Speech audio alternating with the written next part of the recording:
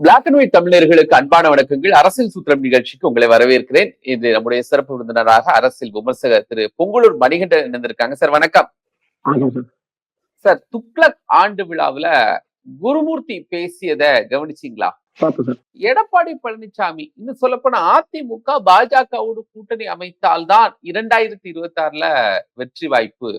ஆனா அது எடப்பாடி பழனிசாமி அதை நோக்கி நகர்த்த மாட்டேங்கிறாரு. அவருக்கு ஒரு அரசியல் நோக்கமே இல்ல அப்படிங்கிறாரு.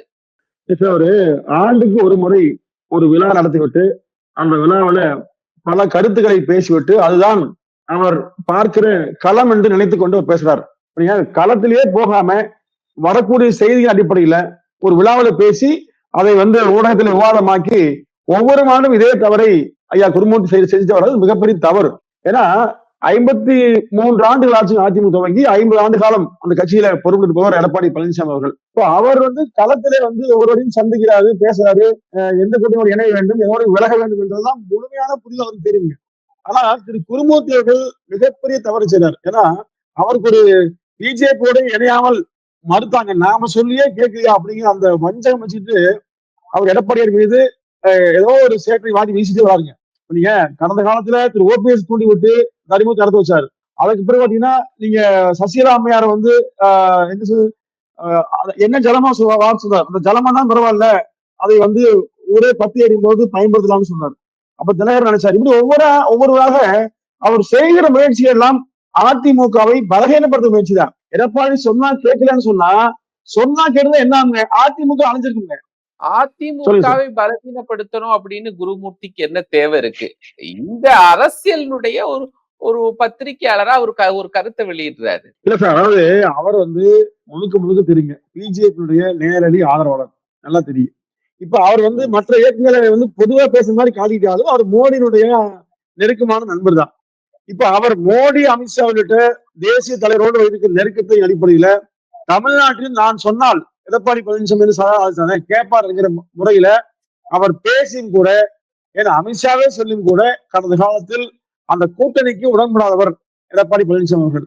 இல்லம் சொல்ல போனால் பிஜேபி தான் சொல்வதையெல்லாம் கேட்டு அதிமுக நடக்க வேண்டும் என்று விரும்பியது. அந்த விருப்பத்தை பூர்த்தி செய்யாமல் அதிமுக சுதந்திரமாக இயங்குவதற்கு வழிவகுத்து எடப்பாடி பழனிசாமி அவர்கள். எனவே இந்த கோபம் அவருக்கு அளவுக்கு அதிகமாக உண்டு.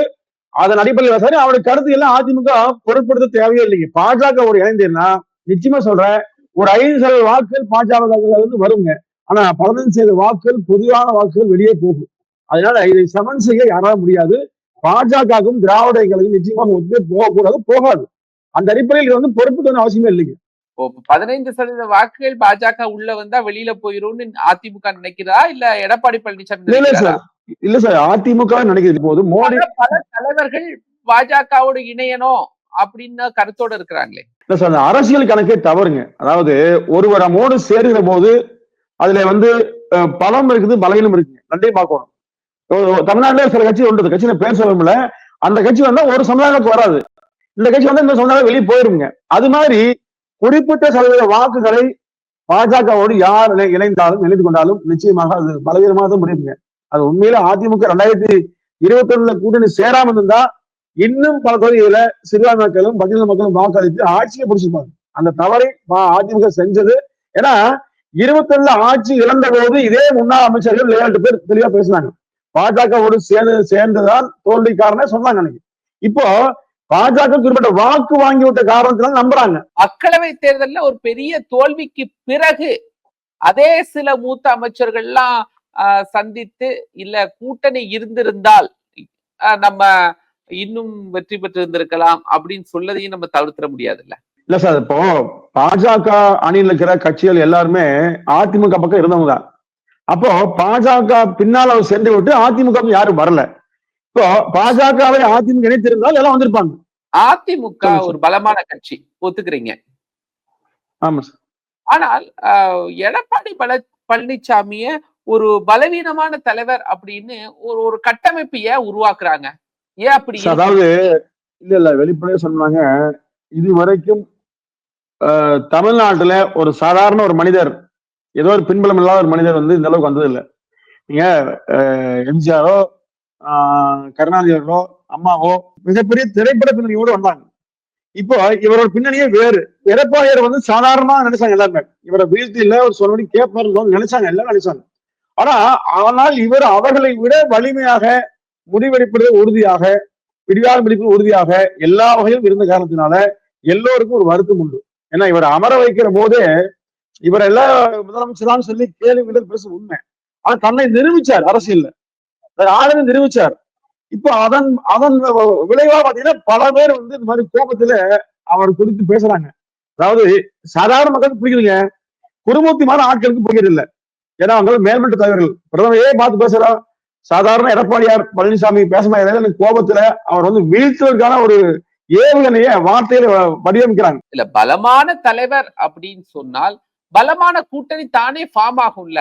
இன்னும் பலமான கூட்டணி ஃபார்ம் ஆகலைன்னா அந்த தலைமையில ஏதோ சிக்கல் இருக்கு. இப்ப ஜெயலலிதா இருக்கும்போது கூட்டணி ஆட்டோமேட்டிக்கலி ஃபார்ம் ஆகும். அவங்கதான் இந்த கூட்டணி வேண்டாம் அப்படின்னு ஒதுக்கி வைக்கணும். இன்னைக்கு அந்த நிலைமை இல்லல்ல. இல்ல சார், ஐயா கருணாநிதி இருக்கிற போதும் சரி, அம்மா ஜெயலலிதா இருக்கும் போதும் சரிங்க, 2 பேர் இருக்கிற போதுமே நீங்க கூட்டணி அமையாமல் போனதும் உண்டு, அமைந்ததும் உண்டு. 2மே உண்டு. நீங்க 2011 ஒரு மாதிரி கூட்டணிங்க அங்க பலமா தான் இருந்தாங்க திமுகவுல. அதாவது அரசியல் நீங்க அப்படி பார்க்க முடியாதுங்க. அரசியல் வந்து நீங்க ஆரம்ப காலத்துல இப்போ 1989 அம்மா அணி வைக்கும் போது யாருமே வர மறுத்தாங்க. அப்புறம் தான் வெற்றி தான் வந்தாங்க. அது அல்லங்க அப்படி. அது நிரூபிச்சிடலாம்ங்க. ஏன் அன்னைக்கு ஜெயலலிதா கிட்ட வரலன்னா அன்றும் கட்சி பிளவுபட்டு இருந்துச்சு. அதனால ஜெயலலிதாவை ஏற்றுக்கொள்ளவில்லை. அதுக்கப்புறம் அவங்க தனி பெரும் தலைவராக உருவான பிறகு ஏற்றுக்கொண்டாங்க. இன்றும் எடப்பாடி பழனிசாமிக்கு அதே சிக்கல் தான். அவரை நம்பி கூட்டணி கட்சிகள் வர தயங்குறாங்க. 89ல எதிர்கட்சி தலைவராக அம்மா நிரூபிச்சாங்க. அதே மாதிரி 2021 எதிர்கட்சியா எடப்பாடி பழனிசாமி நிரூபிச்சிருக்காரு. 26ல ஆட்சி அமைச்சு நிரூபிச்சு பாருங்க. டிடிவி, ஓபிஎஸ் இவங்க எல்லாம் சேர்ந்தா கட்சி பலமாயிடும் அப்படின்னு ஏதோ ஒரு மக்கள் ஏதோ ஒரு நம்பிக்கை வச்சிருக்காங்க. அதை உங்களுடைய பார்வையில் நீங்க குருட்டு நம்பிக்கையான்னு கூட சொல்லிக்கங்க. பட் கட்சி பிளவுபட்டு இருக்கு அப்படின்னு பேசப்படக்கூடிய அந்த சம்பவத்தை ஒரு தவிர்க்கிறதுக்காவது நம்ம இணைஞ்சு பார்ப்போம். அந்த முயற்சியை கூட ஏன் எடுக்க மாட்டேங்கிறாரு? இல்ல சார், நீங்க குறிப்பா தினகரன் பத்தி உங்களுக்கு தெரியாம இல்ல. அவர் வந்து நான் தான் உருவாக்குனேன், நான் தான் பண்ணேன், நான் தான் அம்மாவுக்கு எல்லாம் இருந்தேன்னு சொல்லி ஒரு இயக்கத்துக்கு வந்து அதிமுக இந்த கட்சி வளர்ப்பவங்க ஆட்சி கொண்டு வரணும் ஆளுங்க இல்லைங்க. அவர் குடும்பத்தோடு வந்து இணைந்து கொண்டு இந்த கட்சியை ஆட்டுவிக்க வேண்டும் என்று விரும்புறாங்க. அந்த விருப்பம் ஆபத்தான சார். இன்னைக்கு நமக்கு இருக்கக்கூடிய சிக்கல் கட்சி ஆட்டுவிக்கு தாண்டி ஆட்சிக்கு வரணும். ஜெயலலிதா அவர்களுடைய இயக்கம் ஆட்சியில இருக்கணும்னு எடப்பாடி பழனிசாமி உண்மையிலேயே விரும்புறாருன்னா சில விட்டு கொடுத்தல செய்துதானே ஆகணும். சார் நீங்க அதுக்காக போய் பிஜேபி அட வைப்பீங்களா? அதுக்கு திமுக சேர்ந்து போயிடலாமே. நீங்க தினகரன் பண்ணது திமுக ஆட்சிக்கு பொறுத்தவரை 2 பேரும் ஆபத்தானதுதான் சார். அந்த நீங்க எப்படி ஒதுக்கப்பட்டாங்க, எப்படி வந்தாங்க அந்த கதையெல்லாம் வேணாம் சார். நான் விரும்ப பேசணும்ல. உண்மையில் அவர்கள் அதிமுக ஆபத்தான தினகரன் என்ன சொல்றாரு? கட்சி இணைந்துனா நான் தேர்தல்ல போட்டியிடவே இல்ல அப்படின்னு டிடிவி தினகரன் பேட்டி கொடுக்கிறார் சார். சரி சரி, கட்சி கலைச்சு தியாகம் பண்ண சொல்லுங்க. கட்சி கலைச்சிடுற அப்படி சொல்றாரு இல்லைங்களா? கட்சி கலைச்சிடுறேன் நானு எல்லாம் அதிமுக ஓட்டு சொல்லுங்க. நீங்க இணைகிறேன்னு சொல்ல மாட்டீங்க. அவர் கட்சியை கலைக்கணும்னு சொல்லுவீங்க. அவருக்கு இருக்கக்கூடிய நம்பிக்கை கட்சி. நீங்க இணையணும்னு சொல்லுங்க. அவர் தேர்தலில் போட்டியிட மாட்டேன்னு வெளிப்படையா அறிவிச்சிட்டார் சார். அந்த அறிவிப்பு சார் சிலர் இல்ல, ஒரு சிலரை நீங்கள் நம்பி இறங்குவது ஆபத்தான சார். அந்த ஆபத்தான பட்டியலில் இருக்கிற முதன்மையான நபர் தினகரன் தான். அதை நீங்க மறுக்கவே முடியாதுங்க சார். நீங்க ஒண்ணும் இல்ல, நான் சொல்றது நீங்க சசிகலா அம்மையாரும் சரி, நீங்க ஓபிஎஸ் சரி, அவருடைய நோக்கம் வேற. ஓபிஎஸ் ஐயா வந்து அவருக்கு கடந்த காலத்துல யாரும் நம்பி வேணா போயிட்டாரு. அவர் உண்மையிலே வந்து பின்னாடி இருந்து சொன்னவர் நம்பி ஏமாந்த அவர் வந்து இதை மறந்துக்கணுங்க. இந்த மாதிரி எல்லாம் வந்து செய்யாம தவிர்த்துக்கணும். எடப்பாடியார் வந்து இவ்வளவு விமர்சிக்க அவசியம் இல்ல. அதிமுகவில் உயர்ந்த இடத்துக்கு வந்துட்டார். அவர் இனி அவருக்கு வேற இடமே தேவையில்லை. அவருக்கு வந்து ஒரு நெருக்கடி வந்து தவறான முடிவு போயிட்டாரு. திரும்பி வந்தா நல்லதாங்க, மனதில் வந்தா நல்லதுதான். ஆனா வருவாராங்கிறது வந்தாலுமே ஒரு பயம் இருக்கு சார். எல்லாமே பிஜேபி கட்டுப்பாட்டுல போனது ஒரு பயமா இருக்குது. கட்சிக்காரர்களே பயப்படுறாங்க. அதான் உண்மை, வேற யாருக்கு சங்கடமும் இல்ல. நான் இன்னொரு விஷயமும் சொல்றேன். நீங்க கூட்டணி கூட வேண்டாம், நாங்க தைரியமா இருக்கிறோம், எங்க கட்சி இணைக்கிறது தேவையில்லை, எங்களுக்கு பாஜக போன்ற கட்சிகளுடைய கூட்டணி தேவையில்லை, எல்லாமே சொல்லிடுறாரு. சரி, அப்படின்னா நீங்க தைரியமா இடைத்தேர்தல நின்றுக்கலாமே. இடைத்தேர்தல நிக்கலைன்னா அட்லீஸ்ட் ஒரு ஒரு ஒரு பொது வேட்பாளர் நிறுத்தி திமுகவுக்கு ஒரு நெருக்கடியாவது கொடுத்திருக்கலாமே. எதையுமே எடப்பாடி பழனிசாமி செய்யல. அப்படிங்கும் போது திமுக வெற்றி பெறதுக்கு எடப்பாடி பழனிசாமி துணை இருக்கிறார் அப்படின்னு தானே ஒரு குற்றச்சாட்டு வருது சார். எப்படி சார் துணை இருப்பாரு? குற்றச்சாட்டு சொல்றது யாருன்னு பாருங்க. அதிமுக சொல்றாங்க, வெளியில என்ன சார் பாராட்டி பேசுவாங்க. அவன் சொல்றதெல்லாம் என்ன சார் லாபம்? என்ன பதில் பண்ண அவசியமே இல்லைங்க. ஈரோடு கிழக்குல நின்னு நிரூபிக்கணும்னு சொன்னா பெண்ணகரத்து நின்று அம்மா நிரூபிச்சு கேட்கலாங்களா? கெப்பாசிட்டி சொன்னீங்களா? ஆளுங்கட்சி அடுத்து பொதுத் தேர்தலும் போது எப்படி அதிமுக வென்று திமுக தோற்றுங்க சார். இது வந்து சார் உதாரணமா சொல்றேன். இந்த மாதிரி எல்லாம் ஒரு முயற்சி இருக்கு. ஒரு 100 கோடி ரூபாய் செலவு பண்ணி ஒரு ஆளுங்கட்சி எடுத்து உண்மையா பணம் பண்ணோம் இல்லைங்களா? தேவையில்லாத உழைப்பு. தமிழ்நாட்டுல நிர்வாகிகள் போய் ஒரு மாசம் அங்கேயே இருந்து கிடைக்க வீடு இருக்காது, சாப்பிட டைம் இருக்காது. அது வேஸ்ட் வீண் சார். ஒரு தேர்தல்ல இந்த இடைத்தேர்தல் ஒரு எம்எல்ஏ ஜெயிச்சுன்னா ஒண்ணுமே இல்ல. பொது தேர்தலை திமுகவை தோக்கடித்து போட்டு அந்த கால நேரத்தை பொருளாதாரத்தை செலவு வேஸ்ட் சார். எடப்பாடி பழனிசாமி ஒரு அறிக்கை கொடுக்காரு புரட்சி தலைவர் எம்ஜிஆருடைய 108வது பிறந்த நாளுக்கு. அதுல நம்ம 2026ல திமுகக்கு எதிரான வாக்குகள் எல்லாம் நம்மை வந்து சேரும், அதிமுகவை வந்து சேரும், நம்ம எம்ஜிஆர் ஜெயலலிதா அவர்களுடைய ஆட்சியை அமைப்போம் அப்படின்னு சொல்றாரு. அவ்வளவு நம்பிக்கை இருக்கு திமுக மேல. மக்கள் பெரிய அதிருப்தியில இருக்காங்க, எல்லாரும் நமக்கு ஓட்டு போட்டுருவாங்க அப்படின்னு. மக்கள் உண்மையாவே நம்பிக்கையில தான் இருக்காங்களா அப்படின்னு திமுகவுடைய அதிருப்திய இடைத்தேர்தல பிரச்சாரம் செய்திருக்கலாம். அட்லீஸ்ட் அதான் அடுத்த கான்செப்டுக்குள்ள வரேன். ஒரு பொது வேட்பாளரை நிறுத்தி திமுகவுக்கு ஒரு நெருக்கடியாவது கொடுத்திருக்கலாமே சார். நீங்க இது உங்களுக்கு கணக்கு தெரியாம 1,00,000 பேருக்கு ஒரு ஓட்டுக்கு 5,000 ரூபாய் கொடுப்பாங்க. அதிமுக நின்றுதான் எப்படி பண்ணுவீங்க நீங்க? 30 அமைச்சர்கள் மேல சூழ்ந்திருப்பாங்க, 130 எம்எல்ஏ உயிரோட இருப்பாங்க. எப்படி பண்ணுவீங்க மீறி? அது உண்மையிலே தவறான விஷயம் தான் சார். இடைத்தேர்தல் வேண்டாம் சார். உண்மையிலேயே யார் 2வது தோற்றாங்களோ அவங்க ஜெயிச்சுட்டு போலாம். அந்த மாதிரி பண்ணலாம். இடைத்தேர்தல் நிற்பது தற்கொலை சமம் சார். உண்மையிலேயே இது வந்து சும்மா பேசுறது ஈஸி சார். களத்துல போய் பண்றது பேசுறது யாரு நின்றுக்கலாம்ல. ஏன் அதிக படிச்சு சொல்றது ஈஸி. களத்துல போனீங்கன்னா சார் ஒண்ணும் இல்ல, எடப்பாடி பிரசாத் நான் ஒரு பகுதி நின்றுக்கிறேன். அந்த பகுதி மக்களை அழைத்து நிக்க வைக்க முடியல. எல்லாம் திமுக போட்ட அந்த கொட்டையில் இருக்காங்க. நினைந்தீங்க யாரு பிரச்சாரம் பண்றது? அது வேஸ்ட் சார்.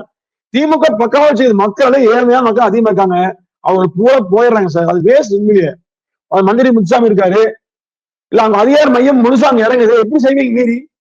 ஆட்சியில இருக்கும் போது இடைத்தேர்தல்ல 21 தொகுதி இடைத்தேர்தல்ல போட்டியிட்டு அதிமுக விட அதிக இடங்கள்ல திமுக போட்டி வெற்றி பெறுகிறது. அந்த மாதிரியான ஒரு சூழலை இன்னைக்கு நீங்க கட்டமைச்சு காட்டியிருக்கலாம்ல, வரலாறுகள் இல்லாம. சார் ஒரு விஷயம் புரிஞ்சுங்க. 22 தொகுதிகள் வெற்றி பெற்றால் திமுக ஆட்சி பேசினாங்க. அன்னைக்கு அதிமுக ஆட்சி வேண்டாம்னு நினைச்சாங்க மக்கள். உண்மையிலேயே அந்த சிக்கல்ல மாறுச்சுங்க. இன்றைக்கு திமுக ஆட்சி வேண்டாம்னு வர்றாங்க. ஆனா வந்து பொது தேர்தல் பிரதிபலிக்குங்க. இடைத்தேர்தல உரிய அளவுல வேலை செய்வது கஷ்டம் சார். உண்மையிலே நானே பார்த்து உண்மையிலே சங்கம் பண்றது வேலையை செய்யக்கூடாது சார். இதை வச்சுதான் குருமூர்த்தி சொல்றாரு, இவ்வளவு ஃபேக்டர்ஸ் வச்சுதான். அரசியல் நோக்கம் இல்ல எடப்பாடி பழனிசாமிக்கு. அவரை வச்சுட்டு 2026ல எப்படி வெற்றி பெற முடியும் அப்படின்னு இந்த ஃபேக்ட்ல தான் அவர் சந்தேகம் எழுப்புறாரு. அவருக்கு சில அர்த்தமெட்டிக் கால்குலேஷன் தெரியல எடப்பாடி பழனிசாமிக்கு.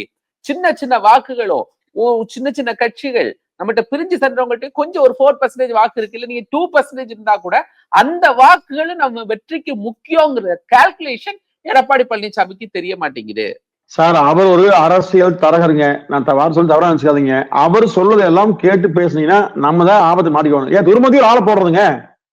அறிவிச்சு தானே பிஜேபி ஒரு ஆளை போட்டு அதிமுக நிக்கல போட்டு கேட்டு பார்க்கலாமே. ஏன் சார் சொல்றது செயலுக்கு வரணும் சார். சொல்வது எளிது சார், சொல்லி வந்து செய்ய முடியாது. இது ஆபத்தான நடவடிக்கை. சொல்றது காதல் போட்டு அதிமுக மண்டை காமிச்சுன்னா கட்சிக்கு தான் ஆபத்து. எடப்பாடியே உருவாங்கிறதே இல்லைங்க. எவனா பேசிட்டு போங்க, அவ்வளவுதான். நீங்க அந்த அதாவது கட்சியை எப்படி அடுத்த அவர் தெரியும் அவருக்கு. குருமூர்த்தி களத்துக்கு போகல, கண்டென்ட் கொடுக்கறாங்க, பேசுறாங்க அப்படின்னு. குருமூர்த்தி பேச்சுக்கு பிறகு சில மூத்த பத்திரிகையாளர்கள் அவருடைய பேச்சை டீகோட் பண்ணி பேசும்போது சில விஷயத்த சொல்றாங்க. அவர் சொன்ன அதே விஷயம்தான். சில இடங்கள்ல சில தொகுதிகள்ல டிடிவி தினகரனுக்கோ அவர் சம்பந்தப்பட்ட நபர்களுக்கோ செர்டன் பெர்சன்டேஜ், நீங்க அது எத்தனை 0.5 கூட நீங்க வச்சுக்கோங்க, ஓபிஎஸ்க்கு 0.5 கூட வச்சுக்கோங்க.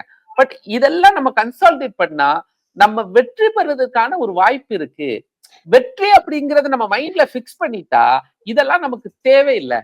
இல்ல சார், எஸ்.டி. சோமசுந்தரம் பிரிஞ்ச போது எம்ஜிஆர் இருக்கும் போதுங்க 2 வருஷம் ஓட்டு வாங்கினாரு. ஆனா அவராலேயே ஒன்னும் அதிமுக செய்ய முடியும். அப்ப தானே ஆதி இணைஞ்சாரு சார். எம்ஜிஆர்னா அப்ப அண்ணாவை கூப்பிடலாமா, ராஜாஜி கூப்பிடலாமா, கேராய் கூட அப்படி சார். ஒவ்வொருவருக்கும் ஒரு பாணி உண்டு சார். அதுதான் வாழ்க்கை, அதுதான் வழக்கமே சார். ஒரு மனுஷனால ஒரு மனுஷன் ஆக முடியாது சார். அவன் மேல நான் வேறுதான், நானா திருப்பிடுங்க. இப்ப எனக்கான ஒரு பலத்தோடு நான் இறங்கி அவ்வளவுதான். இப்ப ஸ்டாலின் வேற, கருணாநிதி வேற, உதயநிதி வேற, அப்படிதான் சார். நீங்க எம்ஜிஆர் வேற, ஜெயலலிதா வேற, அவங்க வேறதான் யாரு இல்லைன்னு சொல்லி அவங்க செல்வாக்குங்கிறது இந்த ஆட்சி செய்யக்கூடிய தவறுகள் தான் முளைக்குங்க. ஏன் ஒரு ஒரு கட்சிக்கு ஓட்டு போடணும்னு சொன்னா திமுக செய்யக்கூடிய தவறுக்கு யார் மாற்று? இப்ப அதிமுக இல்லாம திமுக ஒழிச்சிருவீங்களா? ஆட்சி போக முடியுமா? அப்ப ஏன் எல்லாருமே அதிமுக விரும்புறீங்க? இப்ப காரணம் என்ன? இன்னைக்கு இப்போ எடப்பாடி எதுவுமே இல்ல, மதமே இருக்காரு, ஏன் வர்றீங்க இப்போ? எனக்கு இல்லாத அக்கறை உங்களுக்கு அவருக்கு இல்லாம இருக்குங்களா? சார் அவருக்கு எல்லாமே தெரியும் சார் அரசியல் வரணும்னு விரும்புறாங்க எல்லாரும். பட் அந்த அந்த ஆட்சி அதிமுகவுல குடுக்கணும் அப்படிங்கும் போது அதுக்கு ஒரு தலைமை சரியா இல்ல. இல்ல சார், இந்த மாதிரி தினகரன் மாதிரி ஓபிஎஸ் மாதிரி அது குருமூர்த்தி மாதிரி பேசிட்டீங்கன்னா இயக்கம் வீணா போயிருங்க. இயக்கம் எப்படி பார்த்து போகணும். இப்ப ரெண்டே ரெண்டு விஷயம். ஒண்ணு பாஜக கூட்டணியில சேர்த்துக்குங்க, இல்லைன்னா மத்தவர்களை எல்லாம் இணைத்துக் கொள்ளுங்கள். இந்த ரெண்டு பேச்சும் அதிமுகவுடைய உட்கட்சிக்குள்ள பேசப்படுதா இல்ல அப்படி அப்படி ஒரு சம்பவமே இல்லை அப்படின்னு மறுக்கிறீங்க சார்? அதாவது பாஜகவோடு சேர வேண்டும் என்று யார் ஒரு விரும்பலாம், ஒரு விரும்பாம இருக்கலாம். ஆனால் கொஞ்சம் இடத்துல பேசிப்பாங்க, அவருக்கு எல்லாமே தெரியுங்க. அவர் அது எது சரியோ அதை அடிப்பார். ஏன்னா முழு அதிகம் அவர்தான் இருக்குது. நீங்க இதை பத்தி எல்லாம் கவலை இல்லை சார். நீங்க இதெல்லாம் இந்த மாதிரி அவங்களுக்கு இன்னொரு டைம் இருக்குது. இப்ப முடிச்சு சரி இங்க சேரலாமா வேண்டாம் அப்படின்னா கட்சியில அவர் செய்வீங்க.